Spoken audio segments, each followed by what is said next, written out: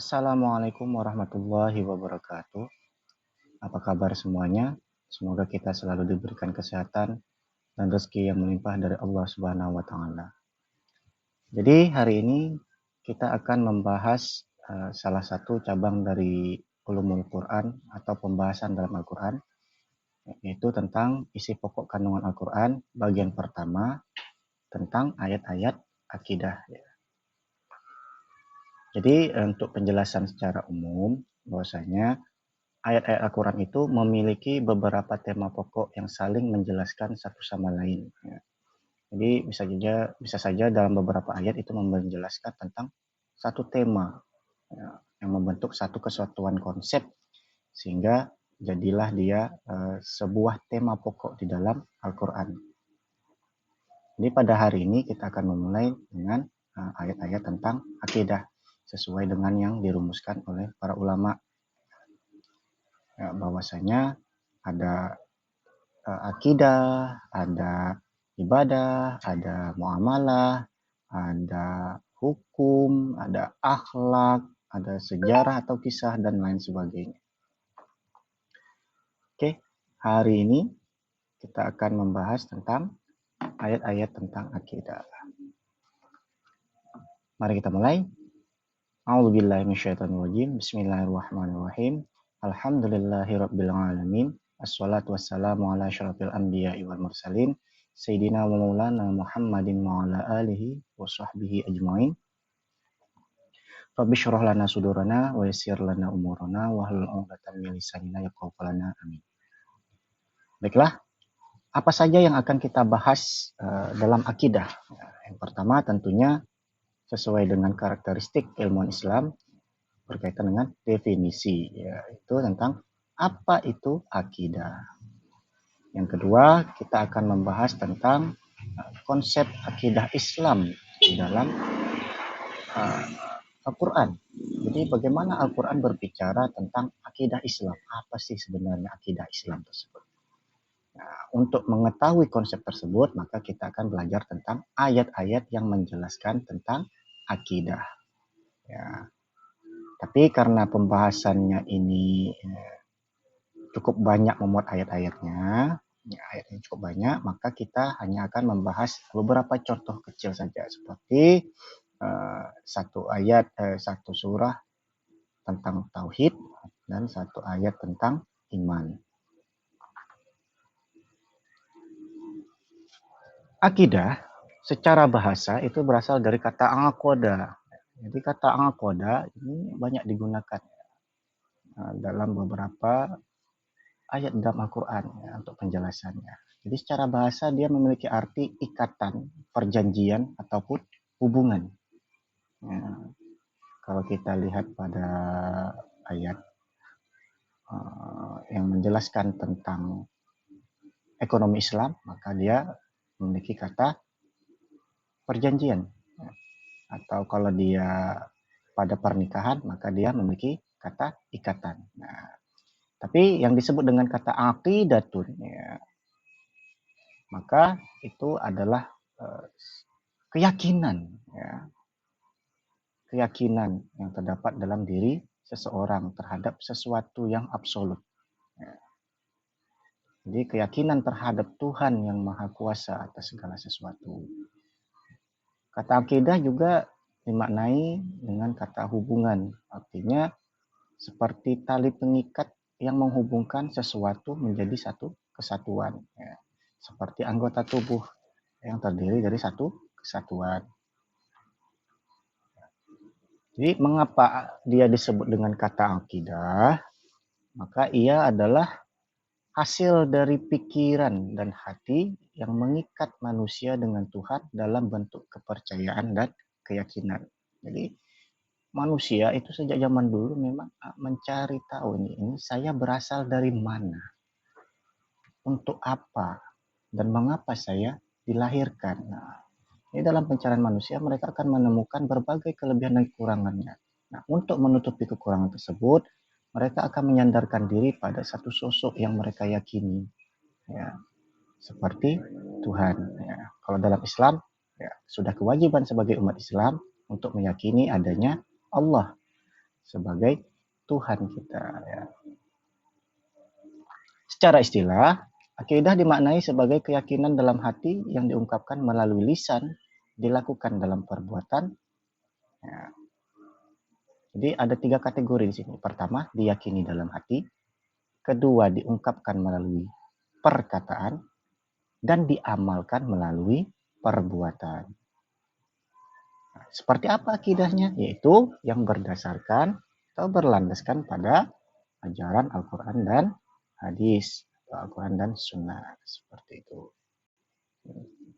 Jadi yang disebut dengan akidah Islam adalah segala perbuatan manusia yang kita lakukan dari semenjak kita menjadi mukallaf, bahkan dari sebelumnya sudah kita belajar, itu adalah salah satu bentuk keyakinan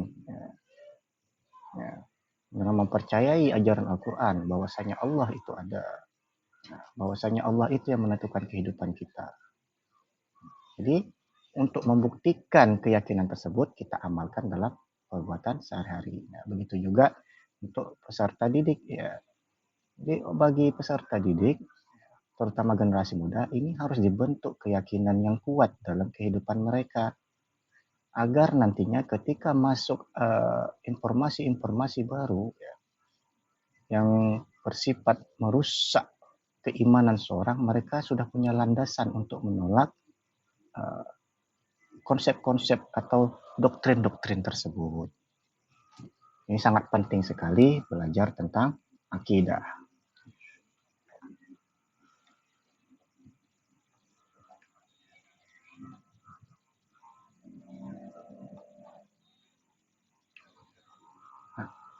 Berikutnya, apa itu konsep akidah Islam? Nah, jadi seperti yang sudah saya jelaskan tadi, bahwasanya akidah Islam itu membahas tentang hal yang paling utama itu tauhid. Bahwasanya Allah itu Maha Esa. Jadi, kalau kita melacak pada kesejarahan ajaran yang dibawa oleh para nabi dan rasul, maka kita akan mengetahui hal pertama dan utama yang dilakukan adalah mengajarkan atau mengembalikan keyakinan umatnya kepada tauhid, yaitu Allah yang Maha Esa. Allah adalah sebagai satu-satunya Tuhan dengan segala sifat dan kuasanya. Tidak ada yang mampu menyaingi Allah. Tidak ada yang mampu setara dengan Allah. Tidak ada yang bisa ya, dan berhak untuk disamakan dengan Allah. Jadi Allah itu adalah satu-satunya Tuhan yang dimiliki oleh umat Islam. Ini pembahasan tentang tauhid. Nanti kita akan bahas pada ayat ini. Yang kedua, ayat tentang akidah yang membentuk konsep akidah Islam itu membahas tentang keimanan.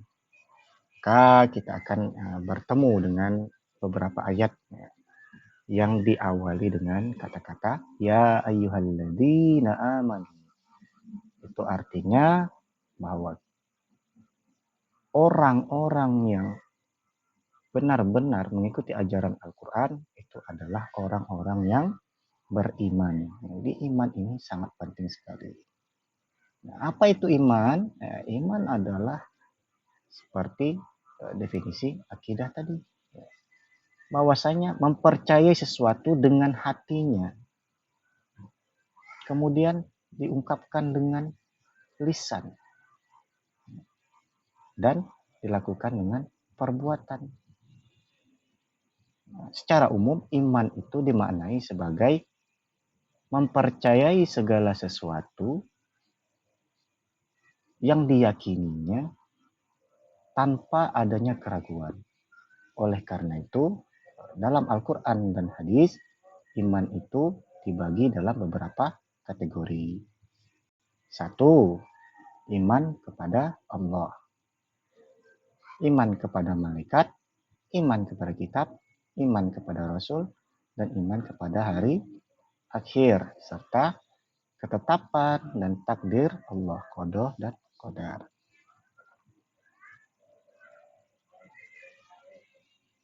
Jadi bagaimana cara membahas iman? Ini nanti ada kaitannya dengan ilmu akidah ya, yang diajarkan pada pelajaran yang lainnya. Di sini kita hanya akan membahas tentang ayatnya saja. Ayat tentang tauhid. Jadi untuk mengetahui konsep tauhid sebenarnya ada satu surah ya. Hampir semua umat Islam itu sudah hafal dari kecil ya. Itu Quran surah Al-Ikhlas. Bahkan ini merupakan surah termudah untuk dihafal. Pada Quran surah Al-Ikhlas, ayat pertama sudah sangat jelas sekali menerangkan bahwasanya Allah itu ahad. Ahad itu artinya satu-satunya. Tidak ada yang bisa menyaingi dan tidak ada yang bisa menandingi kekuasaan Allah. Tidak ada yang memiliki kuasa dan kemampuan seperti Allah. Allah adalah satu-satunya Tuhan yang menguasai seluruh alam semesta. Nah, ini harus ditanamkan dulu dari sejak dini kepada generasi muda kita. Jadi untuk memahami konsep tersebut, maka bahwasanya kita harus menyampaikan kalau ada penyampaian-penyampaian yang menggunakan bahasa-bahasa Tuhan itu lebih dari satu, maka dia tidak termasuk dalam konsep akidah Islam. Jadi kalau kita beragama Islam, maka kita harus meyakini bahwasanya Allah itu ahad. Apa implikasinya? Allahus Somad. Allah sebagai satu-satunya tempat kita berharap, tempat kita bergantung, tempat kita bersandar, tempat kita memohon pertolongan. Jadi ketika Allah menjadi satu-satunya, maka kita akan terus menyandarkan diri kepada Allah, meyakini bahwasanya kita tidak akan mampu melaksanakan apapun tanpa izin dari Allah. Ini konsep dasar dalam akidah Islam. La haula wa la quwwata illa billah. Tidak daya dan tidak ada upaya kecuali melalui izin Allah. Segala aktivitas yang kita lakukan sehari-hari hendaknya kita niatkan karena Allah.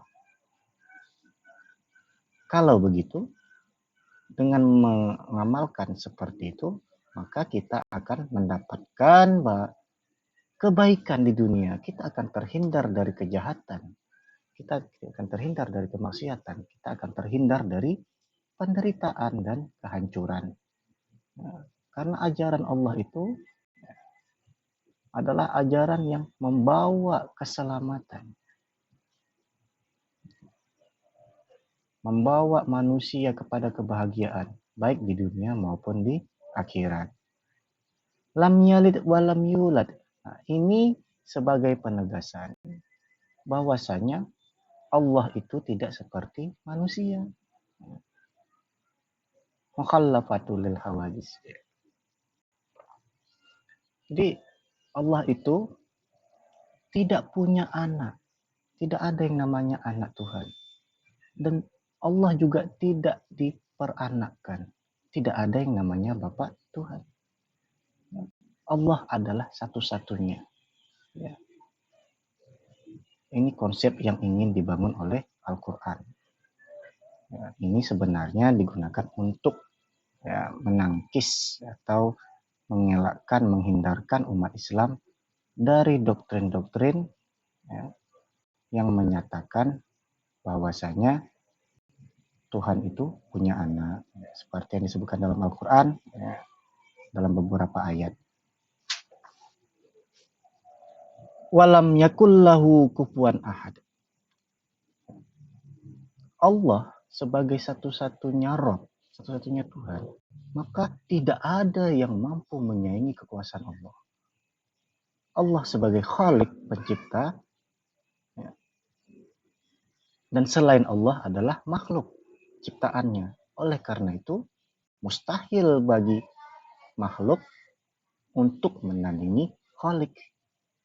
Jadi kalau kita melihat sejarah-sejarah keislaman yang kita baca-baca dalam buku, ya, terutama sejarah para nabi dan rasul, maka kita akan menemukan bahwasanya banyak manusia ya, yang merasa memiliki kekuasaan, kemudian hendak menandingi Allah. Lantas, apa yang terjadi pada kehidupan mereka? Ya, mereka akan dibinasakan dan dihancurkan karena kesombongannya.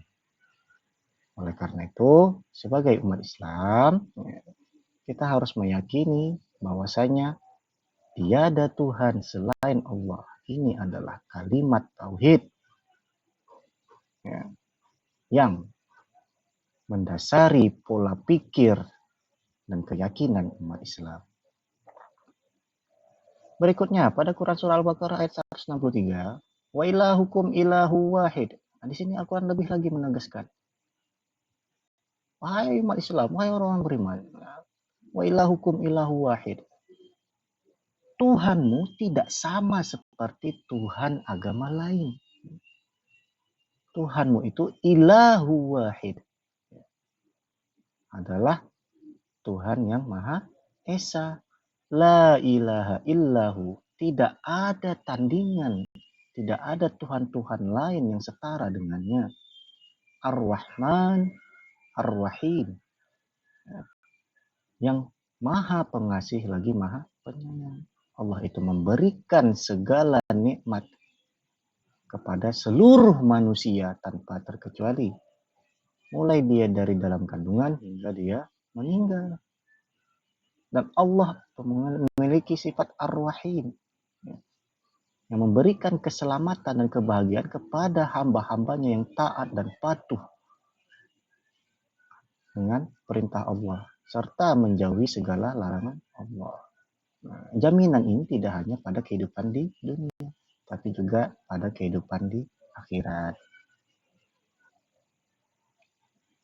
Berikutnya ayat tentang iman. Nah, ini saya ambil satu dari tafsirweb.com. Ya ayyuhalladzina amanu aminu billahi wa rasulihi wal kitabil ladzi nazzala ala rasulih. Wahai orang-orang yang beriman, jikalau kamu memang menyatakan diri sebagai orang yang beriman, aminu billah. Hal pertama yang harus kamu lakukan adalah beriman kepada Allah. Artinya segala tujuan hidupmu, segala pola pikirmu itu diniatkan, ditujukan kepada Allah. Bangun tidur, hal pertama yang diingat adalah Allah. Bangun tidur, buka mata pada waktu subuh atau pagi, pertanyaan pertama yang muncul adalah, aku sudah sholat atau belum? Ini ciri-ciri orang yang beriman kepada Allah. Lantas bagaimana dengan orang yang ketika baru membuka mata mencari-cari HP? Wallahu a'lam bishawab. Yang kedua, setelah beriman kepada Allah, kita juga harus beriman kepada utusannya yang membawa wahyu Allah, mengajarkan tentang hukum-hukum Allah, memberitahukan manusia tentang petunjuk-petunjuk dari Allah. Ya, kenapa Rasul itu banyak? Karena biasanya kehidupan manusia yang dinamis ini, semakin jauh mereka dari pembawa agama, maka semakin banyak kreativitas yang muncul, sehingga esensi utama dari agama itu mulai bergeser sedikit demi sedikit dan mulai dilupakan oleh generasi-generasi kemudian. Oleh karena itu Allah kemudian menurunkan rasul-rasul yang baru hingga akhirnya Nabi Muhammad SAW untuk mengembalikan ajarannya kepada ajaran yang sebenarnya. Wal kitabil ladzi nazzala ala rasulih, dan kitab-kitab yang diturunkan kepada rasulnya, yaitu berupa wahyu yang berisi ajaran-ajaran. Ya, banyak sekali kitab-kitab ini. Ya. Ada yang berbentuk mushaf, ada yang berbentuk suhifah, ada yang berbentuk kalam, berbagai macam. Ya. Tapi dalam Islam biasanya dikenal 4 kitab Allah, yaitu Zabur pada Nabi Daud, Taurat pada Nabi Musa, Zabur pada Nabi Daud, Injil pada Nabi Isa, dan Al-Quran pada Nabi Muhammad. Selain itu masih ada lagi Suhufi Ibrahim, ya, lembaran wahyu yang dicatat oleh Nabi Ibrahim. Ya, banyak sekali kitab-kitab ini. Dan semuanya berisi ajaran yang sama. Yang pertama adalah tentang ketauhidan atau teologi bersifat monoteisme, dan juga ajaran-ajaran tentang kehidupan manusia, ya. Seperti jangan membunuh, jangan mencuri, jangan berzina, dan lain sebagainya. Wal kitabi anzalam min qabl. Nah, jadi bukan hanya Al-Quran yang harus diyakini, tapi juga kitab-kitab lain sebelum Al-Quran turun, seperti yang sudah saya sebutkan tadi. Wa may yakfur billahi wa malaikatihi. Nah, di sini Allah menyebutkan tentang malaikat. Barang siapa yang kafir kepada Allah dan malaikat yang menyampaikan wahyu tersebut, ya, dan malaikat yang mengerjakan segala sesuatu ya, sesuai dengan yang telah diperintahkan oleh Allah, wa kutubihi, dan juga kitab-kitab Allah, wahyu-wahyu Allah, wa rusulihi, dan kepada rasulnya, wal yaumil akhir, dan kepada hari akhir atau hari kiamat, hari kebangkitan, faqad dhalla dhalalan ba'ida, maka sesungguhnya orang-orang tersebut telah tersesat kepada jalan yang lurus, ya. Jadi dia tidak lagi berada pada jalan yang lurus. Dia sudah tersesat dari jalan yang lurus tersebut. Sudah menyimpang, ya. Karena tidak mengikuti petunjuk dari Allah. Dan kehilangan imannya. Nah, banyak sekali cerita-cerita tentang orang-orang yang di akhir hidupnya malah menjadi kafir. Maka ada beberapa rukun iman ya, yang ingin disampaikan pada ayat ini. Pertama, iman kepada Allah, iman kepada malaikat, iman kepada Rasul, iman kepada kitab, dan iman kepada hari akhir. Nah, mungkin ini saja yang dapat saya sampaikan. Segala kekurangan dan kesalahan dalam penyampaian mohon dimaafkan. Bagi yang ingin memberikan kritik dan saran, silahkan komen di bawah. Kita akhiri. Subhanakallahumma wa bihamdika asyhadu an la ilaha illa anta astaghfiruka wa atubu ilaik. Walhamdulillahi rabbil alamin. Wassalamualaikum warahmatullahi wabarakatuh.